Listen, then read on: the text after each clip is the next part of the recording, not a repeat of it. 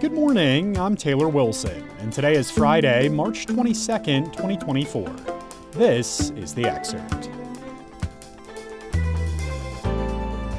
Today, a look at a military academy's plan to combat bullying and extremism. Plus, the Justice Department sues Apple, and there's been a kidney transplant from a gene-edited pig. Amid warnings of online extremism, one military academy has a new plan. But it's raising questions.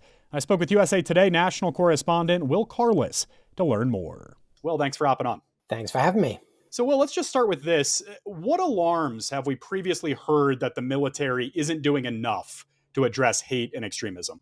So especially after the January 6th insurrection, after which there was a lot of analysis done on how many people who were involved in the insurrection and who indeed stormed the Capitol had either military backgrounds or in some cases were still serving in the military.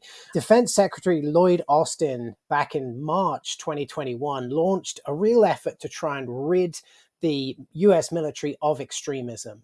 And ever since then, this has been kind of a hot button talking point with people on one side saying, there's a huge problem with extremists and extremism in the military. And then people on the other side saying, that's not true. There really isn't a problem with extremism in the military. And any efforts to sort of seek it out or stop it are a waste of time and money. It's a very polarizing topic.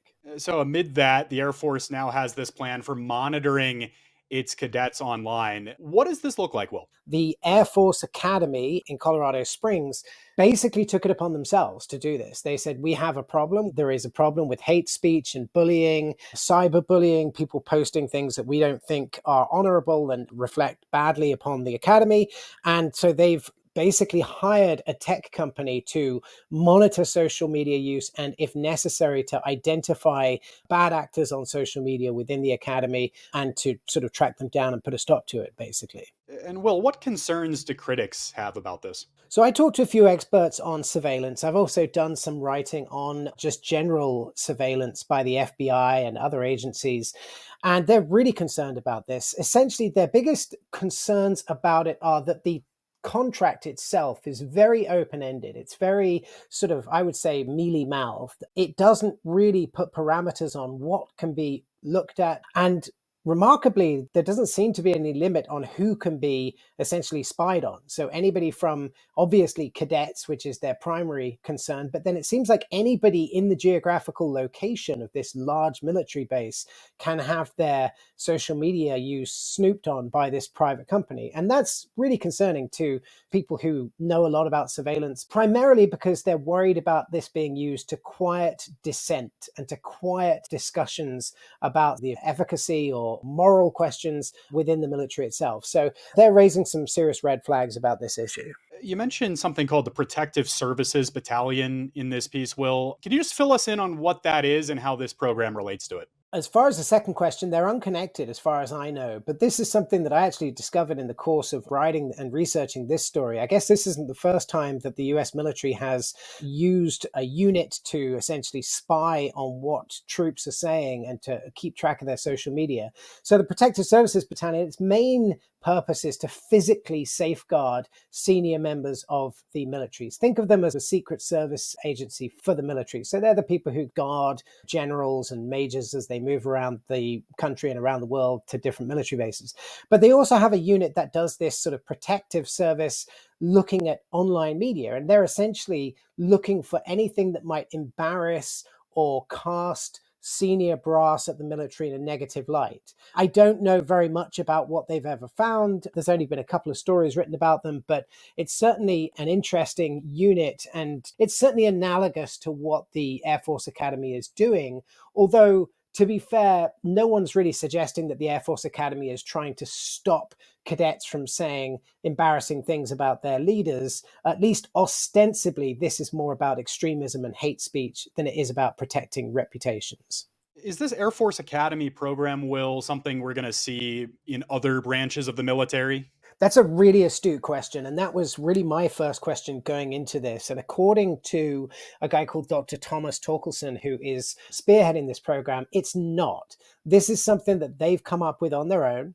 that they've recognized as an issue to be taken care of within the academy. Now, having said that, the US military does have a tendency to create programs that then a contractor comes in, makes a decent paycheck out of that program, and then starts selling it elsewhere in the military. So we know that extremism is a problem in the military. We know cases like the Jack Teixeira case, the guy who was leaking classified documents on a Discord server. We know that that sort of thing goes on and is of concern to the military. So you have to think, if this program is successful and yields results, then people elsewhere in the sort of massive military bureaucracy are going to look at it and say, hey, that's quite a good idea. Will Carless covers extremism and emerging issues for USA Today. Thanks as always, Will. Thank you. The Justice Department sued Apple yesterday for allegedly monopolizing the smartphone market. Apple allegedly restricted developers of apps, products, and services used on the iPhone that could otherwise lower costs for consumers, according to the lawsuit filed in New Jersey. The alleged monopoly allows Apple to extract more money from consumers, software developers, publishers, and merchants. That's according to the lawsuit, joined by 16 state and district attorneys general.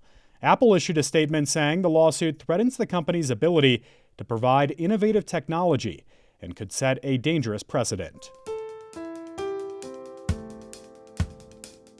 The first ever kidney transplant from a gene-edited pig is offering medical hope.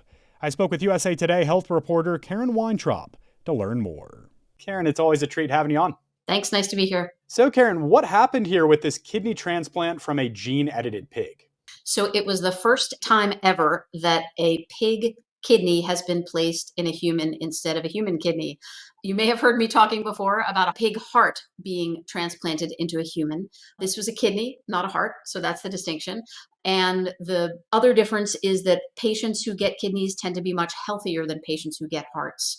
People who need a heart are on death's door, where people who need a kidney have been kept alive via dialysis. So they're sick, but they're not quite as ill as the people who need hearts. So the two patients who got hearts both died within 2 months. This patient with a kidney is expected to last a lot longer, hopefully. So, Karen, why use pig organs in humans in the first place? So pigs are roughly the right size, their organs, and similar biologically.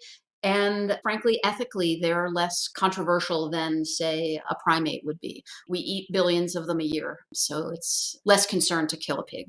This procedure we're talking about, what are some potential complications and what advances have been made in recent years to help make this happen? So the big difference with this pig is that its genes have been edited. This is a cloned pig, and it has 69 edits to its genetic makeup. 3 genes have been kicked out. The genes that have been eliminated were genes that identified the pig to the human immune system.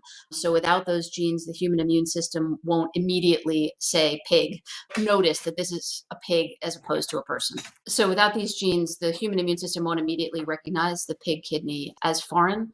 And then other genes also delay the recognition. Other genes that have been eliminated or inactivated mean that viruses that are natural to the pig will be unable to jump to the human.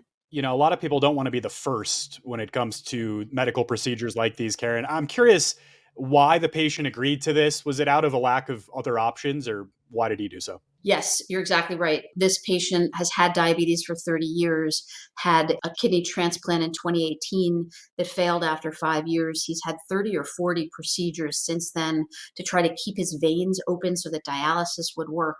He was probably not a good candidate for another human transplant.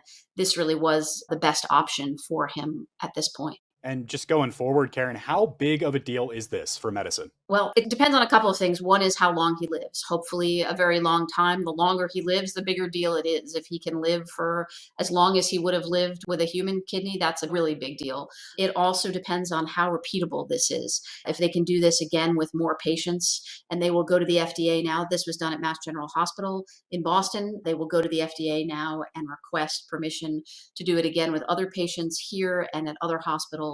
If they get that permission and succeed elsewhere, then it becomes repeatable. And then eventually, if it wins approval, then it can become more routine. The cost of this is impossible to predict at the moment. Obviously, this procedure was wildly expensive. Dialysis is quite expensive. The hope in the future is that a transplant could be a long-term solution, longer-term solution. Dialysis is quite a miserable way to live your life. It's 3 times a week, 3 hours at a time. So the potential for quality of life for folks is tremendous. There's 600,000 Americans right now on dialysis. If they could be offered something like this instead of that, if it becomes feasible, we're still years away from that, but could be transformative. Karen Weintraub covers health for USA Today. Thank you, Karen. Thank you. The 2024 World Happiness Report, a list of the happiest countries in the world, has been released. And the United States is not at the top. In fact, for the first time since the World Happiness Report was first released 12 years ago, the U.S. is not ranked in the world's top 20 happiest countries. It sits at number 23, behind the United Arab Emirates at 22 and Slovenia at 21. So who is the happiest? Northern Europe fared well on the list, with Finland at the top, followed by Denmark, Iceland, and Sweden. The report is a collaboration between a number of entities and measures factors ranging from social support systems to a freedom to make life choices. Thanks for listening to The Excerpt. You can get the podcast wherever you get your pods, and if you're on a smart speaker, just ask for The Excerpt. I'm Taylor Wilson, back tomorrow with more of The Excerpt from USA Today.